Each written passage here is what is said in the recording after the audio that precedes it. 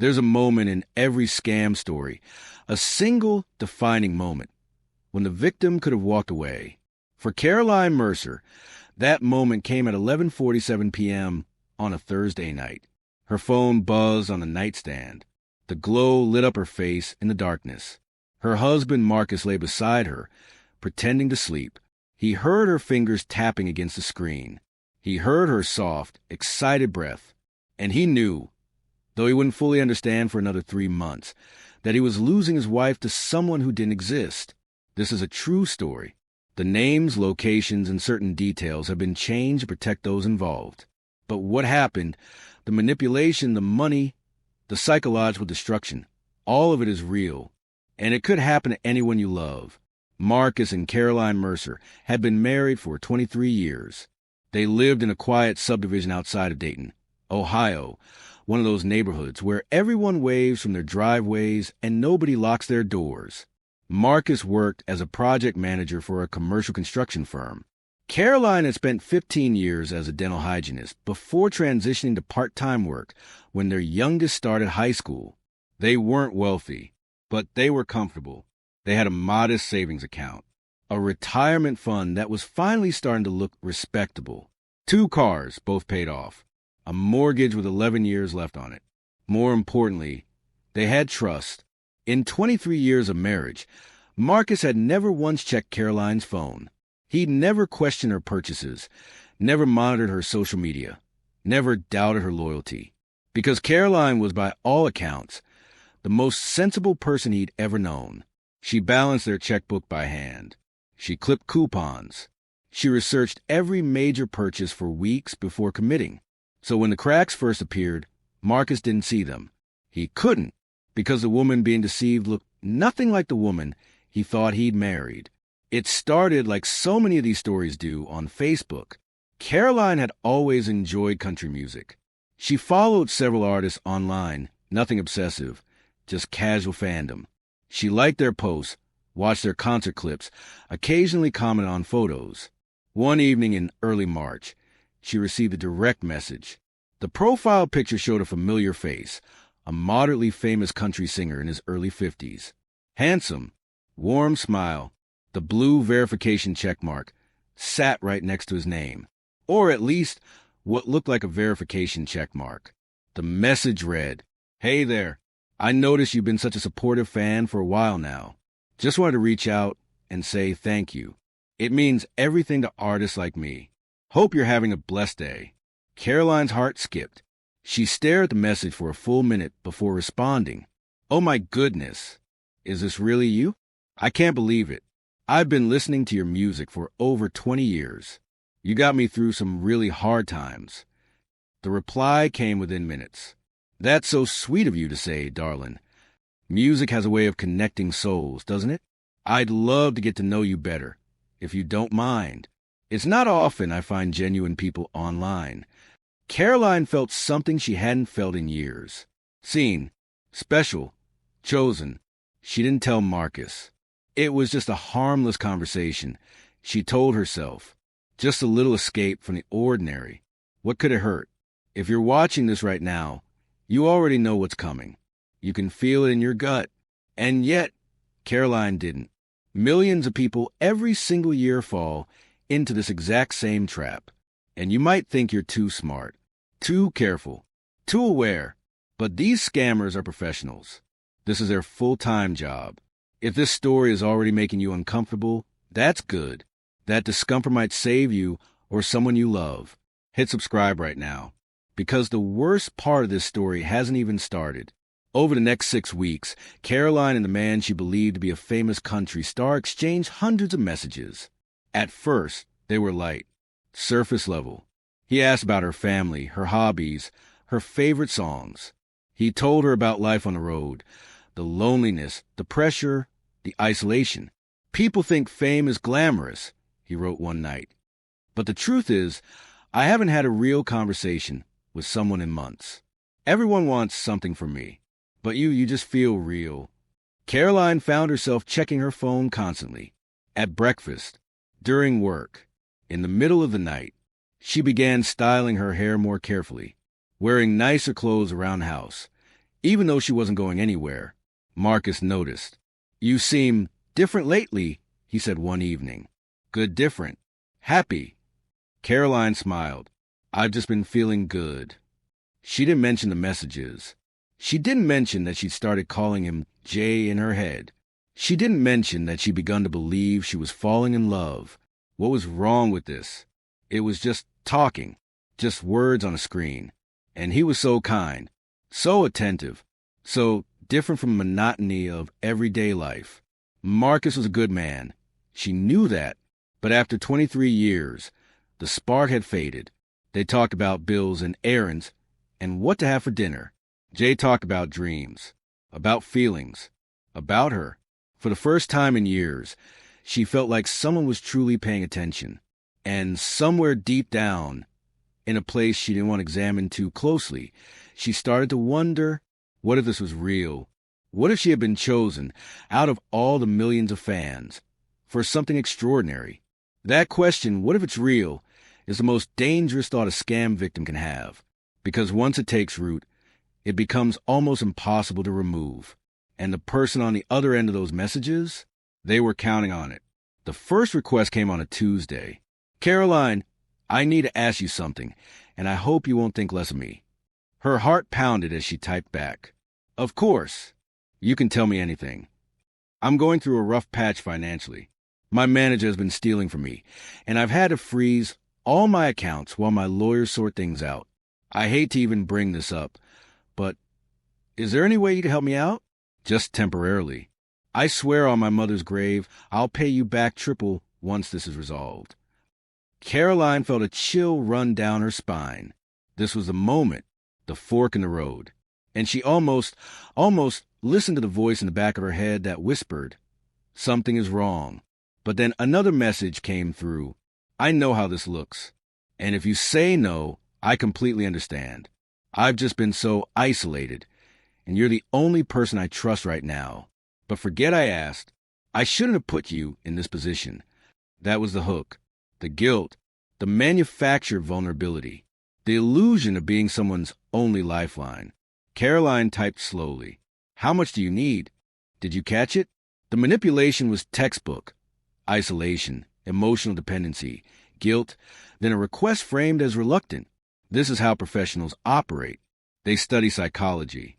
They know exactly when to push and when to pull back. And Caroline, smart, sensible Caroline, took the bait, because love makes us blind, and loneliness makes us desperate. Right now, someone in your life might be receiving messages just like these. A parent, a sibling, a friend. Subscribe to this channel and share this video, because awareness is the only weapon we have. The first transfer was $500. Caroline told herself it was a loan, a favor between friends. He was grateful, effusive, loving. "You're an angel, Caroline. I don't know what I'd do without you. When this is all over, I'm going to fly you out to Nashville. First class. We're going to have dinner, just the two of us, and I'm going to thank you properly." She felt warmth spread through her chest. This was real. It had to be real. A week later, he needed $1,200, then $3,000. Each time, the story changed slightly. Legal fees, medical bills for his sick mother, a band member who had betrayed him. Each time, Caroline found a way. She dipped into their joint savings, just a little at first, then more. She opened a new credit card in her name only. She told Marcus the car needed repairs, told him her sister had borrowed money. Lie after lie after lie. And with each lie, she drifted further from the life she'd built and deeper into a fantasy constructed by strangers in a foreign call center. Then came the offer that should have ended everything. "Caroline, I have an idea. I've been talking to my financial team, and they said they can set you up with a special credit line. $40,000. You can use it for whatever you need, and I'll pay the bill directly. Consider it my thank you for everything you've done." Caroline hesitated. How would that work? "I just need some information to set it up. Your full legal name, address, date of birth, social security number, and a copy of your driver's license. My people will handle the rest." She stared at the message for a long time. Her fingers hovered over the keyboard. And then, God help her, she sent everything. Every piece of identifying information a criminal could ever need. Marcus found out by accident. He was looking for a receipt for a tax deduction when he came across a credit card statement he didn't recognize. The balance, $27,400. His hands trembled as he scrolled through the charges. Gift cards. Thousands of dollars in gift cards from Target, Walmart, Best Buy, Amazon. Wire transfers to accounts he'd never seen. And the name on the account was his wife's. He confronted her that night. "Caroline, what is this?" She looked at the statement, then at him, then back at the statement. And for the first time, he saw something in her eyes he'd never seen before. Defiance. "It's not what you think," she said quietly. "Then explain it to me, because it looks like we're $30,000 in debt for gift cards we never used." She took a breath. "I've been helping someone." "Helping who?" She told him. Marcus didn't yell. He wanted to. God, he wanted to. But instead, he felt something worse than anger. He felt pity. "Caroline, that's not really him. You know that, right? That's a scammer using his pictures. This is one of the oldest tricks in the book." She shook her head slowly. "I know about scammers, Marcus. I'm not stupid, but this is different. We've talked for months. He knows things, personal things, things a scammer couldn't know." "What things?" She couldn't answer, because deep down, she was already starting to realize the truth.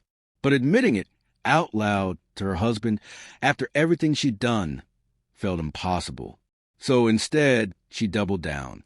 "I know this sounds crazy, but the real him just reached out. The scammers before, yes, they tricked me, but he found out what they did, and now he's going to make it right. He promised to pay off everything."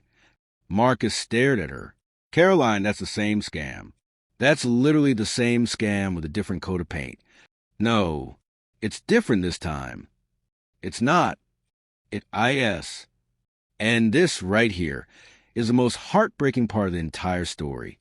Not the money, not the identity theft, not the debt. It's this, the moment when a victim knows, on some level, they know that they've been deceived, but they can't accept it. Because accepting it means admitting that everything they felt was a lie. It means admitting they were foolish, gullible, manipulated. And that kind of humiliation is almost too much to bear. If this story is hitting close to home, leave a comment below. You're not alone, and subscribing might just be the reminder you need to stay vigilant for yourself and the people you love. For the next 2 weeks, Marcus and Caroline's marriage became a battlefield. He called her sisters. They staged an intervention. Caroline listened politely, nodded in all the right places. And then, the next morning, she tried to buy $2,000 in gift cards from a gas station. Her card was declined. Marcus had frozen everything. She called him furious. "You can't do this. You're controlling me. I'm trying to protect you, Caroline, and protect us. We're almost $40,000 in debt because of this. He's going to pay it back. I just need to send a few more things to verify." "No." Marcus slammed his hand on the kitchen counter. "Do you hear yourself? This is a scam. The person you're talking to is probably sitting in some office overseas with 30 other phones, running the same con on 100 other women." "Silence. I don't believe you. Then I don't know how to help you." I didn't recognize her anymore. The woman I'd loved for 23 years was gone, replaced by someone so desperate to believe in a fantasy that she was willing to destroy everything we'd built. I thought about divorce. I'm not going to pretend I didn't. But how could I abandon her now, when she was clearly unwell? This wasn't just fraud. This was psychological manipulation on a level I didn't even know existed. She needed help, real professional help. But she didn't think she had a problem. And that's the cruelest part of all. As of the time this story was shared, Marcus had frozen all their bank accounts and credit lines. Caroline was functionally unable to access money, a desperate measure that Marcus knew couldn't last forever. The credit card company was notified, and the account was frozen, but the debt remained. $27,400 in fraudulent charges, for which Caroline was legally responsible. Her Social Security, number was in the hands of criminals. Her driver's license had been copied and could be used to open accounts, take out loans, or commit crimes in her name. And despite everything, despite the proof, despite the pleading, despite the tears, Caroline still believed that the real celebrity would come through.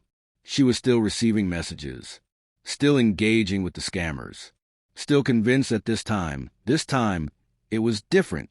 This story doesn't have a clean ending, because in real life, scams like this don't end with a dramatic rescue. They end with broken marriages, with bankruptcies, with destroyed credit scores and years of recovery. They end with family members who can never quite trust each other the same way again.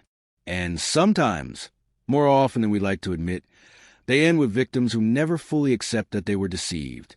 The human mind has an extraordinary capacity for self-delusion, and scammers exploit that capacity with surgical precision. If this story has taught you anything, let it be these 5 lessons. Lesson 1. Celebrities do not contact fans through social media DMs. They have managers, publicists, and carefully curated official channels. If someone claiming to be famous reaches out to you directly, it is almost certainly a scam. The blue check mark can be faked. The profile picture can be stolen. The persona is a lie. Lesson 2. Anyone who asks for gift cards is a scammer. Period. Gift cards are untraceable currency. No legitimate person, no celebrity, no government official, no romantic interest will ever ask you to buy gift cards and send the codes. This is the single biggest red flag in online fraud. If you hear the words gift card, hang up, block, report. Lesson 3. Never send personal documents to anyone online. Your social security number, your driver's license, your passport. These are the keys to your identity. Once they're in a scammer's hands, they can open credit accounts, file false tax returns, and commit crimes in your name. Guard this information with your life. Lesson 4. Scammers often impersonate the recovery, too. This is called a reload scam or recovery scam. After the initial fraud, a new person reaches out claiming to be the real one, or a fraud investigator or a lawyer who can help recover the money. It's the same criminals running the same con. If someone contacts you offering to fix a scam, they are part of the scam. Lesson 5. Shame keeps victims silent and scammers in business. If someone you love has been scammed, do not mock them. Do not shame them. The embarrassment of being deceived is often worse than the financial loss. Approach them with compassion and patience. And if they resist help, consider involving a therapist or counselor who specializes in fraud trauma. You've made it this far. That means you care. You care about protecting yourself, protecting your family. Subscribing to this channel won't cost you anything, but it might just be the decision that keeps you sharp when a message like this lands in your inbox. Because next time, it might not be someone else's story, ***. It might be yours. Subscribe and stay safe. Marcus is still fighting for his marriage. He's still fighting for his wife, the woman he fell in love with 2 decades ago, the woman who's still in there somewhere, buried beneath layers of shame and denial. He doesn't know if they'll recover financially. It will take years to pay off the debt, to rebuild their credit, to restore what was stolen. But more than the money, he grieves for the trust, the unspoken, unexamined trust that had been the foundation of their entire lives together. Gone, not because of betrayal, but because of manipulation so sophisticated that even the smartest, most sensible people can fall victim. Caroline was not stupid. She was lonely. She was flattered. She was human. And that's exactly what the scammers were counting on. Somewhere in the world right now, someone is receiving a message from a celebrity who finds them special. Someone is being love-bombed by a stranger who studied exactly how to push their buttons. Someone is one decision away from financial ruin. Maybe it's someone you know. Maybe it's someone you love. Maybe it's you. Stay vigilant. Trust your instincts. And remember, if something feels too good to be true, it is.